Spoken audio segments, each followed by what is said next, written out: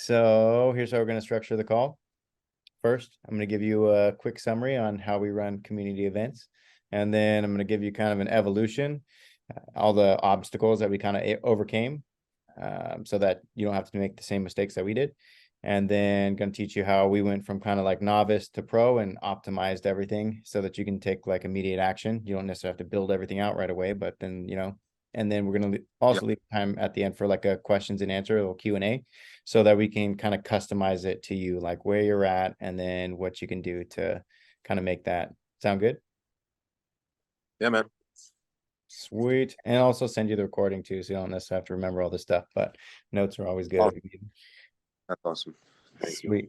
Let's see here. So quick summary on how we run community events. And I put /injury screening because that's what it kind of turned into. So community events are pretty much anything where you kind of set up a vendor booth. So farmers markets are usually the easiest because you just pay like 25, 50 bucks, whatever it is. You pay and you're automatically in. So that's cool. Farmers markets are probably the easiest. And there's yoga festivals. Then we do a lot of like freedom-based events. Or I got something with a local gym. I saw that they had like a massage therapist that did like quick massages, and they had like a schedule for them. And I was like, hey, can I do like an injury screen there? And like, you have the schedule and everything. And they were like, yeah. So I do them at gyms too as well. So not just community events with a lot of people, could just be in front of the gym. And let's see here. And the gym kind of like sends the a blast to their emails, and then also markets for you to help their members. And basically what I tell the gyms, even doing workshops or these injury screens or whatever, I say my number one priority is keeping your members from freezing or canceling your gym memberships due to an injury, because that's been researched to be the number one reason why people quit like group fitness, like CrossFit, not necessarily CrossFit, but like group fitness, like Orange Theory, F45, Eat the Frog, stuff like that. But I mean, CrossFit people are crazy, so they just keep working out when they're in pain. But also, some people may freeze. So that's usually where I get the buy-in from the gyms, is that's my number one mission. And they're like, sweet. Like, I've literally taken people that have frozen their membership. They came to the injury screen or workshop and they said, how long can I get back to like Eat the Frog? And I was like, I'll get you back on the second week. And they're like, sweet. Hell yeah. I've been seeing a PT for like 6 weeks and they keep telling me I'm not ready. And I'm like, what's your plan? So yeah. Yeah. Anyways, so what we start out with is like our liability waiver. So essentially, there's a way to get the name, email, and phone number, but also to kind of protect yourself. So this is, like I said, this is going to be the pro version. Then I'm going to go from you don't necessarily need this right away. But essentially, they scan the QR code so that, let me share my screen. Let's see here, screen share. So they scan the QR code. It kind of takes them to a page on our website. So here's what it looks like. It says, thank you for signing our waiver. And then here's like the liability waiver right here. Basically, I say, if you agree with the liability waiver, then you put in your name, your email, and your phone number, and then hit submit. They get loaded into our PT email engine system, where it automatically like sends them a follow-up email, like saying like, thanks so much for participating in the injury screening or whatever. And then basically whether or not I convert them to like a total body diagnostic or eval or not, then there's this automation, like if they did not turn into a patient, then it follows up with them checking in after a few days. Like a week after that, I'll check back in with them, share some testimonials. Like a week after that, I'll check in with them again, and it kind of checks in with them because Danny Mattei, in his book Fuck Insurance, he says the fortune's in the follow-up. And he is true. Like, I had a person that went to my first ever gym workshop, and 6 months later she ended up calling me up, and it was, like I said, fortune in the follow-up. She called me up after about 6 months, and she ended up buying a total overtime of like 20 PT visits, and netting about like $5,000 in revenue. So it's like, cool. So I mean, just because you do something once doesn't mean they don't remember. Sometimes it just takes time for it all to come back to you. So even if you don't get one person the day of, whatever, man, you will, as long as you keep putting in the energy. So we devised this protocol after they do the liability waiver. Oftentimes they'll be like, oh, I got the shoulder, I got this hip, I got this knee. I'm like, whoa, hold on a second. Let me get your name first. And then they're like, oh, it's John. I'm like, okay, cool, John. And then I'll usually start out with a compliment, and it's got to be genuine. So like if they got nice hair, I compliment their hair. Like you, Jomar, you got a glorious beard. It can't be non-genuine, because I mean I've sometimes not been able to come up with one. I'm like, oh well, I just got to move forward, because I can't figure out a way to compliment you. But basically, this book says people work better when they feel better, so it sets the tone of them feeling better already with the compliment. Then what I'll do is I'll say, what's your area of biggest concern? And because, I only got like 5-10 minutes with you, and they're like, okay, it's my shoulder. I go, sweet. I'm like, so basically then I'll kind of check out a couple things with the shoulder, test, treat, and then retest. And I think Brandon always talks about that. Like, so they actually see and feel that you can help them. Then they go, wow, you see that light bulb go off in their head, and that you can decrease or eliminate their pain significantly. Or sometimes you don't get that. Sometimes you don't get the light bulb, even if you've decreased their pain, or you can't decrease their pain, but through pain provocation tests that they go, oh, that's my pain. You're like, oh, cool. Like if you're doing like a Hawkins Kennedy or whatever, and they go, oh no, that's it. And you go, sweet. And sometimes you don't even need a test, treat, retest. You can just be like, you got shoulder impingement, and you can kind of use the asserting of authority / expertise. Like, you have shoulder impingement. I treat this all the time, and I'm really successful with the shoulder or the sports specific, like working with CrossFit athletes with shoulder impingement. I do this all the time. And then they go, sweet. So one or the other, decreasing or eliminating their pain, increasing their range of motion, or just kind of asserting authority that you specialize in this stuff. And those should get you some sort of buy-in. And then at that point, that's where I pitch the total body diagnostic, which is like kind of like our evaluation. So here is the total body diagnostic. So I got this thing on the table, and basically I'm like, cool, you got shoulder impingement, treat this all the time. But this is really just a symptom. There's probably a root cause going on. Could be in your neck, could be in your elbow, could even be in your thoracic spine. I would need to do like a total body diagnostic. And what you would get with that is you get a 30 to 60-minute appointment with the doctor of physical therapy. You go through current and past injury screen analysis, full spectrum diagnostic testing, posture, gait, and movement assessment, and a prescription plan of care that will make you better, stronger, faster for longer. How's that sound? They're like, oh, that sounds great. I'm like, cool. Well, usually it goes for $150, but today we have a special for $75. How's that sound? And they usually will say, oh, dude, that sounds great. So like our rate for a normal visit is $250, but I've noticed over the course of time that people price shop me too much. So if I get them in for under $100, I don't have cancellations, no shows. I'll be speaking about this at PT BizCon, so you'll get to see why I do this structure. But essentially, if they go, yeah, oh, that sounds great, cool, then I'll book them right then and there, and I'll get their payment right then and there for the $75. If they don't, if they're like, oh no, I think I'm good, I was like, cool, well, I already got their name, email, and phone number. Like, well, here's my business card right here, if you ever need anything. They're like, sweet. And then I say, well, if you found value from this, do you mind if I helped you out or gave you some insight? Do you think you could leave me a 5-star Google review? And I'm like, no pressure.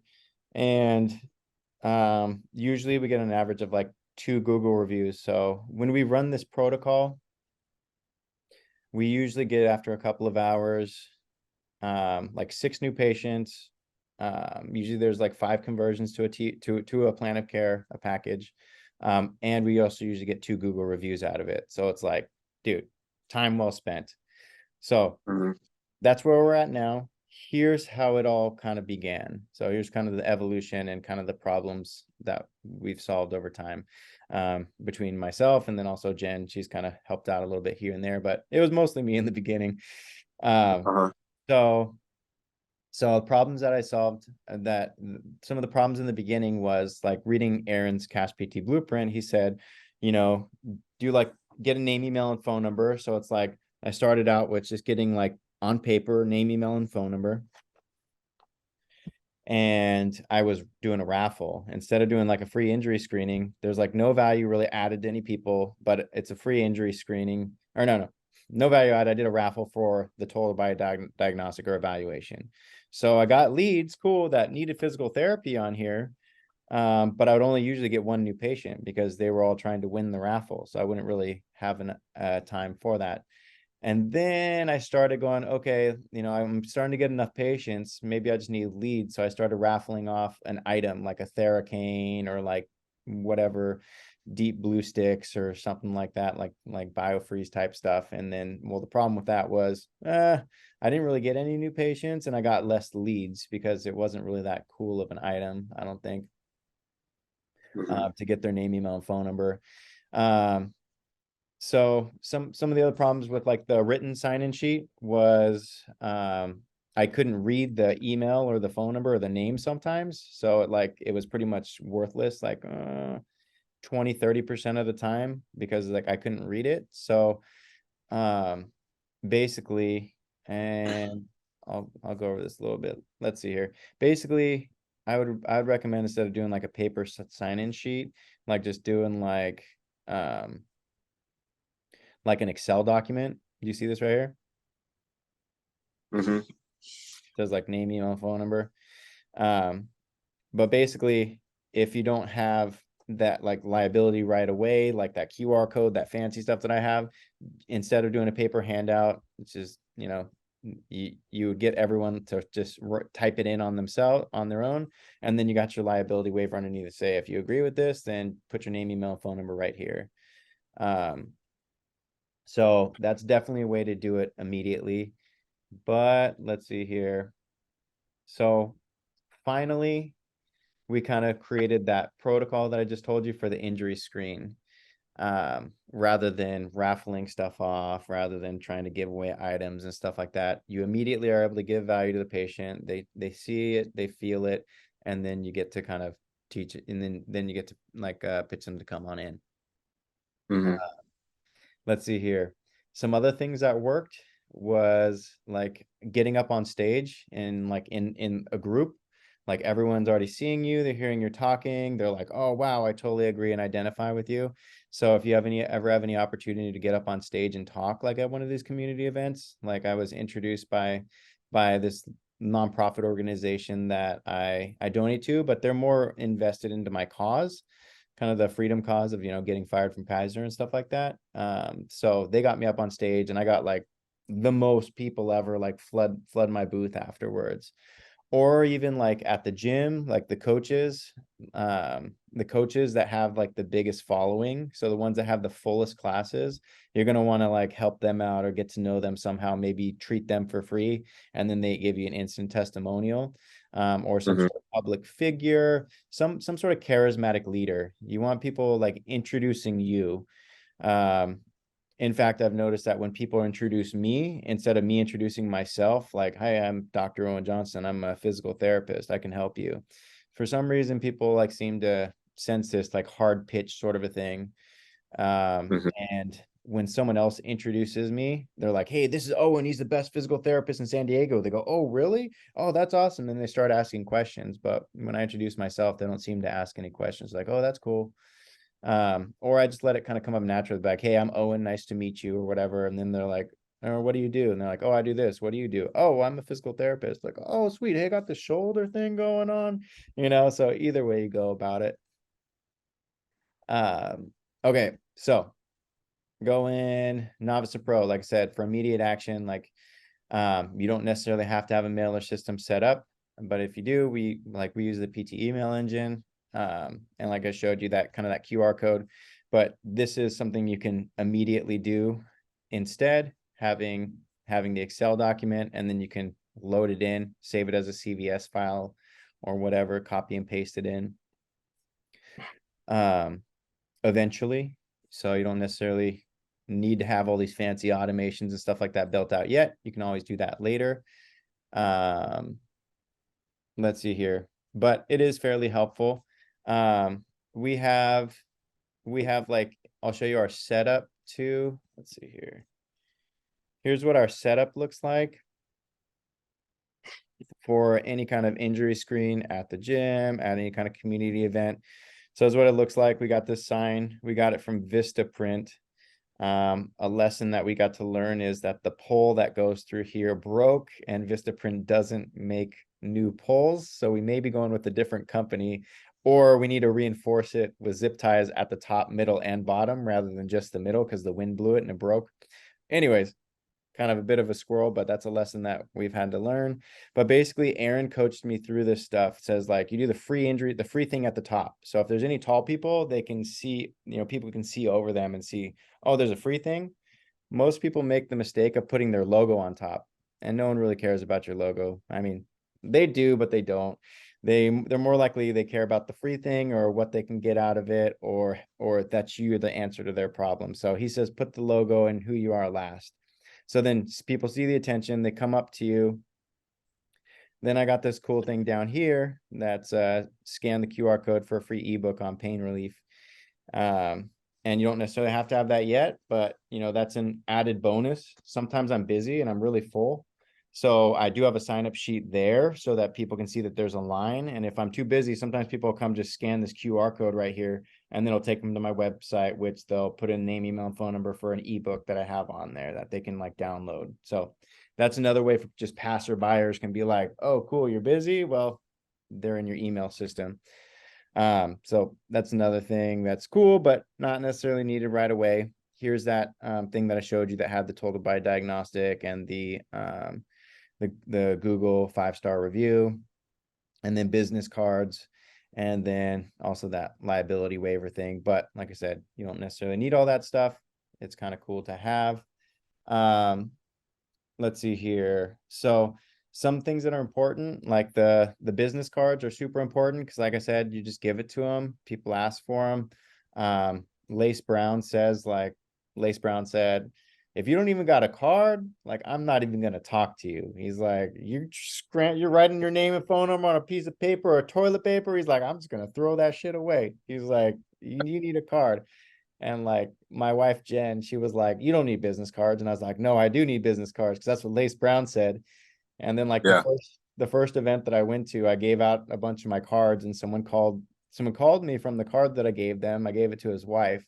And that first business card that I gave away was shitty. Like I got like 4 generations of business cards now. It was shitty, but I got someone to call me, and he's added over $10,000 personally buying packages of business. And then his nephew's a podiatrist. Now his nephew he faxes over like 1 to 2 leads a week. He may only pay $95 a visit because he was my 3rd patient ever, but I don't mind giving him that deal because he's added so much value to my life and I like him and he's a good guy. So business cards are definitely something to get on right away. Let's see here. Okay. But before I go to any of these events, I have like a little checklist sort of a thing. So I review it real fast. It's the workshop and community event kind of checklist. So like the microphone, credit card scanner, laptop, tripod. I mean, most of that stuff's for like workshops, the ebook printed out, all these things. But the community events and stuff, I want to make sure that I have all of my stuff on here. Like I got the sign, I got the business cards, I got the sign-in sheet or liability waiver or whatever. I got this thing, I got my treatment table, I got a table here, and I usually have like some cups, some tape, and some like a little smart tool or something that I keep in my pocket too for if I need to do any instrument assisted soft tissue mobilization. So those are some of the kind of like important things, and not necessarily important things right away. But yeah, I would say just getting their name, email, phone number, and business cards are probably the most important thing right away. So let's see here. I'm just going to double check if I went over all these things with you. Yep, went over all that stuff. Picture of the setup, follow-ups, automations, email, Excel file, workshop checklist. Yeah, cool. So other than that, in like the PT email engine, like this is basically like the form setup sort of thing. And then you can kind of, here's like the liability waiver and stuff like that. And then that's essentially what that looks like to set it up. And then I just copy a code to put it on like our website sort of thing. So it looks like fancy like that. And then that's what triggers it. I think that's the only thing that I had to review that's on here. Okay, cool. So before we get into the Q&A, let me get back to stopping the screen share. I know it was a bunch of stuff, but it looks like you're taking some notes. So do you Yeah, think I was down. so? What was your biggest takeaway, or like the biggest insight, or maybe a couple of them, and write it in the chat. I think my biggest takeaway is like to have things like definitely like automated to an like, you know, you want to make sure that you're prepared as far as like collecting their information right away and making it as easy as possible for them. Like I had my whole event last October. It was my Mhm. first ever event, you know. I had like the whole like paper sheet, like write Mhm. your name and email. And so I encountered some of the same problems as you, where like I could barely read like their handwriting on a couple of them. So I'm like guessing. Um, and then as well too, just the follow up was another big takeaway. Like you said, there was I from that event, I probably only got like two people to work with me, and so it was like one of those things where it was a little discouraging because I had put in so much effort, expecting a lot more, but um, like you said, like it's a lot of it is in the follow up as well with those people. So yeah, I think those were my biggest takeaways was making sure things were very automated and easy for people to like to get their info, um, and just making sure you're following up uh, with your clients or potential clients. So yeah. Totally. So here we